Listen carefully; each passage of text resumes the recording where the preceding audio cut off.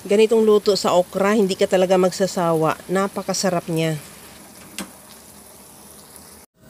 Magpainit muna ako ng mantika sa kawali at itutoast ko na yung bawang hanggang sa mag-brown o maging crispy lang ng kaunti. At kukuha muna ako ng konti at i-set aside. Habang ginagawa ko yan mga kalasa, kung bago ka pa lang sa aking channel, welcome. At huwag kalimutan mag-subscribe at i-click ang bell button para sa mga notification. At kung dati ka pa, welcome back at i-follow mo na rin ako sa aking Facebook page Lasang Pilipina. Pagkatapos nilagay ko na rin yung okra na 15 pieces lang din yan. At kunting halo lang hanggang sa medyo maluto lang din. At timplahan ko na rin ng asin. Lagyan ko na rin ng paminta.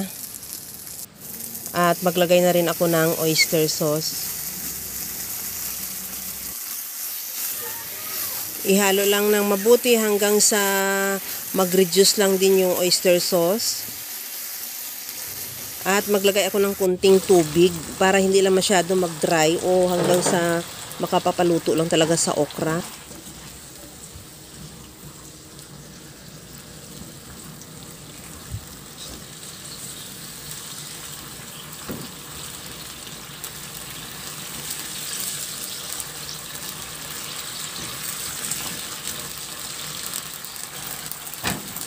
Timplahan ko na rin ng liquid seasoning.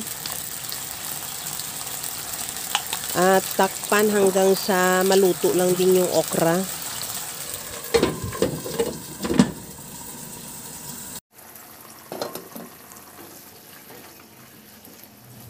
At sa puntong ito naluto na rin yung okra. Maglagay ako ng kunting siling labuyo. Optional kung ayaw mo, pero hindi naman siya nakapa-apekto sa lasa niya dahil hindi ko naman siya talagang dinurog. At mag-garnish na rin ako ng toasted garlic na tinira natin kanina.